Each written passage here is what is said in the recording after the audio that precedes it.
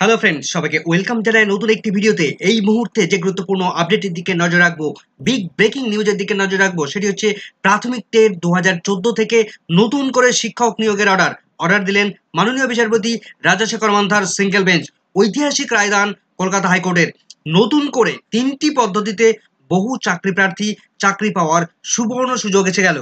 বঞ্চিত চাকরি প্রার্থীদের নিয়োগের জন্য তাৎপর্যপূর্ণ অর্ডার দিলেন কলকাতা হাইকোর্টের মাননীয় বিচারপতি রাজাশেখর মান্থার সিঙ্গেল বেঞ্চ। কি কি পদ্ধতিতে তারা চাকরি পাবেন, কিভাবে তারা চাকরি পাবেন, কারাই বা চাকরি পাবেন, কেনই চাকরি পাবেন, কতজন নতুন করে চাকরি পেতে চলেছেন, বিস্তারিত থাকবে এই ভিডিওর মধ্যে। কোন গ্রাউন্ডে তারা চাকরি পাবেন বিস্তারিত আমরা জেনে নেব এই ভিডিওর মধ্যে। তো চলুন বন্ধুরা, ভিডিওটি শুরু করা যাক। ভিডিও শুরু করার আগে বলে রাখবো বন্ধুরা, যারা চ্যানেলটিতে নতুন আছেন অবশ্যই করে সাবস্ক্রাইব করে রাখার অনুরোধ রইল। তো চলুন বন্ধুরা, ভিডিওটি শুরু করা যাক। আমরা জানি 2014 যে প্রাথমিক টেট হয়েছিল, সেই টেট থেকে বিভিন্ন সময় নানা ধরনের বিভিন্ন পিটিশনার বা বঞ্চিত চাকরি প্রার্থীরা তারা বিভিন্ন অভিযোগ নিয়ে কলকাতা হাইকোর্টের দ্বারস্থ হয়েছিল। এমনকি বিভিন্ন ধরনের মামলাগুলো সুপ্রিম কোর্ট পর্যন্ত গড়িয়েছিল।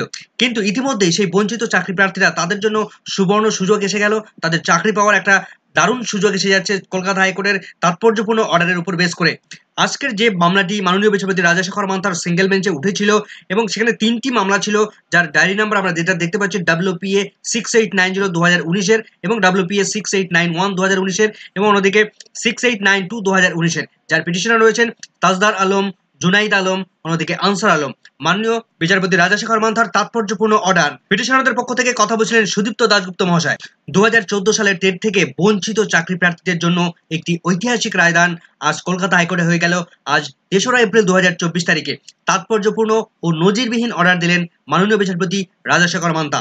যারা বিভিন্ন সময় বিভিন্ন ধরনের অভিযোগ নিয়ে এসেছিলেন যে অনেক লো কাট অফ থাকা সত্ত্বেও বহু ক্যান্ডিডেট চাকরি পেয়েছেন, বাট আমি চাকরিটা পেলাম না।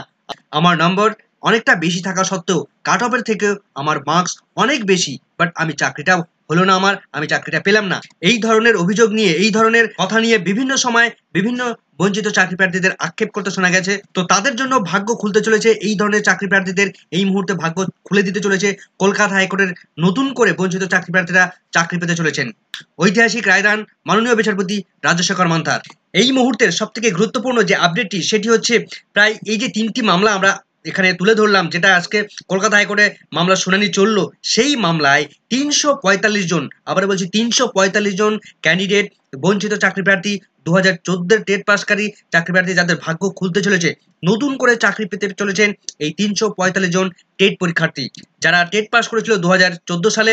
কিন্তু তারা ইন্টারভিউ প্রক্রিয়ায় অংশগ্রহণ করার পরেও তারা বিভিন্ন সময় বিভিন্ন কারণে হয়তো তারা চাকরি পায়নি। তো তাদের ভাগ্য খুলে দিতে চলেছেন মাননীয় বিচারপতি রাজাশেখর মান্থা।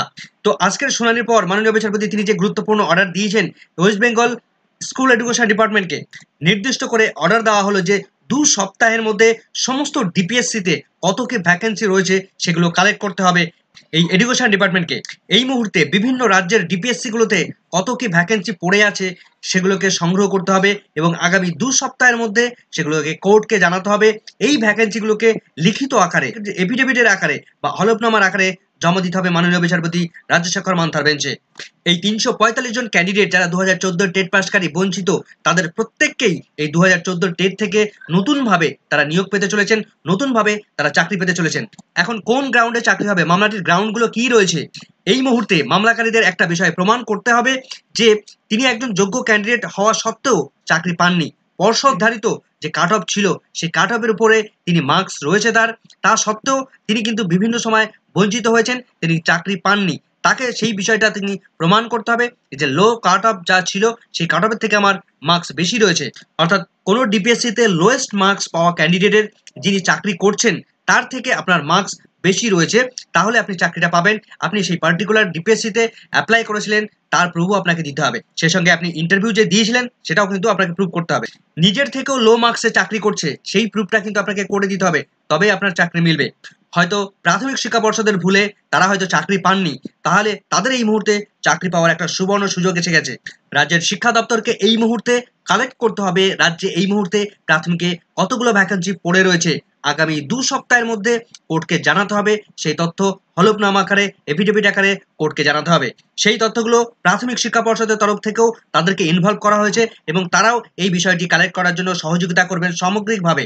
এই মুহূর্তে যে রাজ্যের 20টি ডিপিএসসি রয়েছে, প্রত্যেকটা ডিপিএসসি থেকে বর্তমানে কতগুলো ভ্যাকেন্সি রয়েছে সেই ভ্যাকেন্সিগুলোকে কালেক্ট করার নির্দেশ শিক্ষা দপ্তরকে। কিন্তু রাজ্যের পক্ষ থেকে একটা দাবি তোলা হয়েছে যে এই মুহূর্তে রাজ্যে সমস্ত ভোট কর্মীরা তারা ভোটের জন্য ব্যস্ত রয়েছে, লোকসভা ভোটের জন্য ব্যস্ত রয়েছে। সেক্ষেত্রে 2 সপ্তাহের মধ্যে কিভাবে এই ডেটা কালেক্ট করা সম্ভব, কিভাবে সম্ভব হবে সেটা টাইমটা যদি একটু বৃদ্ধি করা যেত, টাইমটা যদি একটু বাড়িয়ে দেন তাহলে খুব সুবিধা হয়। তার কারণ প্রত্যেক ডিপিএসসিতে যারা কর্মরত রয়েছেন তাদের কিন্তু ইলেকশনের ডিউটি পড়েছে, তার ফলে তারা টাইম বৃদ্ধির জন্য প্রার্থনা জানিয়েছেন। তো তারা 4 সপ্তাহের জন্য আবেদন জানায় বৃদ্ধি করার জন্য। তো কিন্তু মাননীয় বিচারপতি সেটাতে কর্ণপাত করেননি, তাদেরকে 2 সপ্তাহই টাইম দেওয়া হয়েছে। এই 2 সপ্তাহের মধ্যে সমস্ত ভ্যাকেন্সিগুলোকে কালেক্ট করে তাদেরকে কোর্টকে জমা করতেই হবে। তো আজকে যে মামলাগুলো কলকাতা হাইকোর্টে উঠেছিল এবং বিস্তারিত শুনানি হয়েছে সেই মামলাগুলোর ডিটেলসটা আমরা একবার দেখে নেব। তো আজ মাননীয় বিচারপতি রাজশেখর মান্থার বেঞ্চে যে মামলাগুলো মেনশন করা হয়েছিল, 3 নম্বর মামলাটি যেটা দেখতে পাচ্ছি আমরা WPA 6890 2019-এর, যার পিটিশনার রয়েছেন Tajdar Alam versus state of West Bengal. অন্যদিকে 4 নম্বর পয়েন্টে রয়েছে যেটা WPA 6891 2019-এর, যার পিটিশনার রয়েছেন Junaid Alam versus state of West Bengal. অন্যদিকে 5 নম্বরে যে পিটিশনটা রয়েছে WPA 6892 2019-এর, যার পিটিশনার রয়েছেন answer Alam versus state of West Bengal. 3টি মামলারই কিন্তু সুদীপ্ত দাশগুপ্ত তিনি কিন্তু এই মামলাকারীদের বা পিটিশনার হয়ে কথা বলছেন। এই 3টি মামলা 3টি গুরুত্বপূর্ণ অর্ডার দিয়েছেন মাননীয় বিচারপতি রাজশেখর মান্থা। তবে এখনো পর্যন্ত অর্ডার কপি এখনো পাবলিশ হয়নি। অর্ডার কপি এলে আরো আমরা বিস্তারিত আলোচনা করব, বিস্তারিত ব্যাখ্যা করব কি অর্ডার কপির মধ্যে কি কি উল্লেখ করলেন, কিভাবে তাদের চাকরি হবে এবং কিভাবে তারা চাকরি পাবে, বিস্তারিত সেদিকে আমাদের নজর থাকবে। তো এখন প্রশ্ন হচ্ছে কোন 3টি পদ্ধতিতে এই বঞ্চিতদের চাকরি হবে। প্রথমত 2014 সালের টেট থেকে 2017 সালে প্রাথমিক নিয়োগে যাদের মার্কস বেশি থাকা সত্ত্বেও তারা চাকরি পাননি, বিভিন্ন সময় বিভিন্ন রকম অভিযোগ করেছেন। আপনি যদি নিজেকে প্রমাণ করতে পারেন যে লোয়েস্ট কাট অফ যা ছিল, লোয়েস্ট মার্কস ছিল, তিনি চাকরি পাওয়া সত্ত্বেও আপনার মার্কস বেশি থাকা সত্ত্বেও আপনি চাকরি পাননি, এই বিষয়টা যদি আপনি কোর্টের কাছে প্রমাণ করতে পারেন তাহলে কিন্তু আপনি আপনার চাকরিটা নিশ্চিত করতে পারবেন। দ্বিতীয় যে পয়েন্টটা উল্লেখ করবো, দ্বিতীয় যেভাবে চাকরি পাবে, 2020 সালের যে শিক্ষক নিয়োগ হয়েছিল আমাদের রাজ্যে 16,500 শিক্ষক নিয়োগ হয়েছিল 2014 টেট থেকে, যাদের নাম্বার বেশি থাকা সত্ত্বেও তারা চাকরি পাননি, যারা তার থেকেও লোয়েস্ট মার্কসে চাকরি হয়েছে অথচ আপনি আপনার মার্কস বেশি থাকা সত্ত্বেও আপনি চাকরি পাননি, যদি আপনি সেটা প্রমাণ করতে পারেন তাহলে কিন্তু আপনার চাকরিটা সুনিশ্চিত হতে চলেছে। এবং অন্যদিকে আরেকটি 3 নম্বর যে প্রশ্নটি করব, 3 নম্বর যে পদ্ধতিটা রয়েছে সেটা হচ্ছে প্রশ্নভুলের মামলা। প্রশ্নভুল মামলায় 6 নম্বর পেয়ে যোগ্য হয়েছেন যে সমস্ত চাকরি প্রার্থীরা, তাদেরও কিন্তু চাকরির সুবর্ণ সুযোগ এসে গেছে। তো এই 3টি পদ্ধতিতে যদি আপনি প্রমাণ করতে পারেন যে আপনি যোগ্য ক্যান্ডিডেট, আপনি অথচ আপনাকে বঞ্চিত করা হয়েছে, হয়তো প্রাথমিক শিক্ষা পর্ষদের ভুল রয়েছে বা কোনো কারণে ডিফল্ট কোনো কারণের জন্য আপনি চাকরিটা পাননি, সেক্ষেত্রে আপনাকে প্রমাণ করতে পারলে কিন্তু আপনি চাকরিটা নিশ্চিত হয়ে গেল। এই মুহূর্তে প্রাথমিক শিক্ষা পর্ষদকে মাননীয় বিচারপতি রাজশেখর মান্থা তিনি প্রশ্ন করেছিলেন যে এই সমস্ত ক্যান্ডিডেটদের ওএমআর শিট কি অবস্থায় রয়েছে বা তাদের ওএমআর শিট অ্যাকচুয়াল আছে কিনা। তখন প্রাথমিক শিক্ষা পর্ষদ তারা স্বীকার করেছে যে তাদের কাছে 2014 টেটের অরিজিনাল ওএমআর শিট নেই, কিন্তু ডিজিটাল ওএমআর শিট রয়েছে বা ডিজিটাল ডেটা রয়েছে তাদের কাছে। তখন মাননীয় বিচারপতি এই সমস্ত ক্যান্ডিডেটদের সমস্ত তথ্য প্রদান করার নির্দেশ দিয়েছেন। সেই সঙ্গে পিটিশনারদের দাবি মতো যে সমস্ত তথ্য প্রয়োজন এবং প্রাথমিক শিক্ষা পর্ষদকে সেই সমস্ত তথ্যগুলো প্রোভাইড করতে হবে কোর্টকে। অর্থাৎ সমস্ত ডিপিএসসি থেকে সর্বনিম্ন কত নাম্বার নেমেছিল, কত নাম্বারে কেউ চাকরি পেয়েছিল বা কাট অফ কত ছিল, পিটিশনারদের 6 নম্বর দিলে তাদের পজিশনটা কি হবে, কি রয়েছে এই মুহূর্তে, বিস্তারিত তথ্য হলফনামার আকারে বা এফিডেভিটের আকারে জমা দিতে হবে কলকাতা হাইকোর্টে প্রাথমিক শিক্ষা পর্ষদকে। অন্যদিকে সিবিআইকেও একটা গুরুত্বপূর্ণ নির্দেশ দেওয়া হয়েছে যে সিবিআইয়ের হাতে এই মুহূর্তে ওএমআর সংক্রান্ত কি কি ডেটা রয়েছে সিবিআই জানে, তারা অরিজিনাল ওএমআর শিট তাদের হাতেও নেই, শুধুমাত্র ডিজিটাল ওএমআর শিট রয়েছে, ডিজিটাল ডেটা রয়েছে তাদের কাছে। সুতরাং সেগুলো তারা কিন্তু কোর্টের কাছে প্রডিউস করার নির্দেশ দিয়েছেন মাননীয় বিচারপতি। পর্ষদও যাতে কোনো রকম ভাবে চালাকি না করতে পারে সে কারণের জন্য উভয় দিক থেকে ডেটা কালেক্ট করতে চেয়েছে মাননীয় বিচারপতি। অর্থাৎ একদিকে প্রাথমিক শিক্ষা পর্ষদ এই সমস্ত ক্যান্ডিডেট এবং বিস্তারিত তথ্য দেবে কোর্টকে, এবং তার পাশাপাশি সিবিআইও তারা ডিজিটাল ডেটা সমস্ত বিস্তারিত কাট অফ কত কি হয়েছিল কি না হয়েছিল উভয় পক্ষ থেকে কিন্তু ডেটা কালেক্ট করা হবে এবং সেগুলোকে ট্যালি করা হবে, এবং পিটিশনাররা যে আরটিআই করে জেনেছিল সেই সমস্ত ডেটাগুলো ট্যালি করা হবে, সমস্ত বিস্তারিতগুলো ভেরিফাই করে তারপর কিন্তু মাননীয় বিচারপতি সিদ্ধান্তে আসবেন যে এই সমস্ত ক্যান্ডিডেটরা তারা অ্যাকচুয়াল বঞ্চিত হয়েছে কি বঞ্চিত হয়নি।